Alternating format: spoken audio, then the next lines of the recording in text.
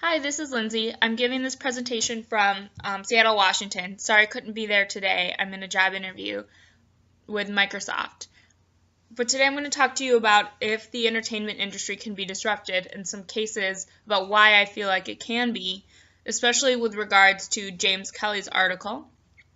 He was talking mostly about cinema, but I feel like it's also his argument is applicable to the music industry. So he talks about the four major aspects of creating a film in Hollywood that absolutely cannot be disrupted because it just exists on such a large scale, takes so much industry know-how and money that it can't be reproduced. And those are casting, vetting materials, funding, and distribution. He states that in terms of casting, the big name artists that draw in the money, draw in the crowds, just cost too much money to be replicated on a smaller scale. He also talked about vetting materials. The vetting process for what becomes a script or what becomes a song generally gets funneled through a very, very limited number of people who look at whether it's a good enough script, if it's happening at the right time, and if it's in the right place. Funding, a lot of films cost $100 million to make. A lot of CDs, millions of dollars to market. Think of Taylor Swift's marketing. For her new CD, it was probably in the tens and 20s of millions to market such a successful album. And also distribution. He feels like the cinematic experience and the high quality production experience just can't be replicated at this time with the technologies available. I'd first like to challenge him on casting. He feels like the casting process it has to remain how it's always been, and I challenge that first with Justin Bieber. Justin Bieber was discovered on YouTube, and a lot more artists can be discovered by self-promotion, like using YouTube, Instagram, Facebook, and Twitter.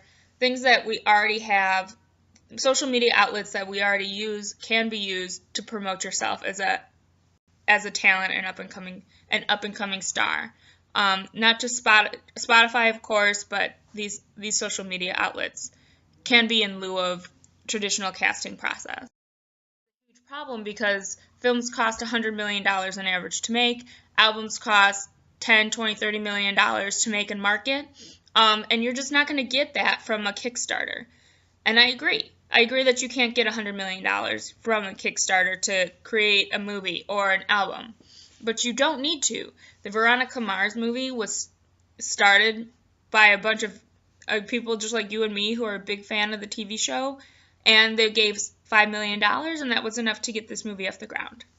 Louis C.K., he released his own comedy movie, and he did all the production himself. He did his own promotion, his own distribution, his own website, and he was able to enter the market at a quarter of the price. He sold his product for $5 as opposed to $20 that would have been the cost to consumers had he gone the traditional route.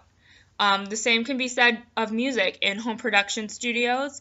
You can make your own album, you can promote yourself without having the big money backing you.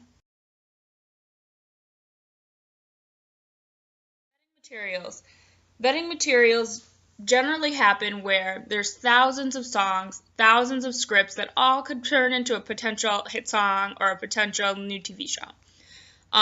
But all that content is funneled through just a few people who are the decision makers about whether or not it goes forward. And Amazon Studios is really trying to democratize its content creation so that it gets more hits and fewer flops by catering directly to what people want and what they say they want. So it gives them feedback earlier in the process, and it's data-driven feedback. So feasibly, they're going to have products that people are more interested in and more invested in than the traditional routes. Very high quality product with just the equipment that you have ready access to, be it your own computer, or a lot of artists have their own recording studios, but even if you just had your own laptop, you could still feasibly bring a good product to the market.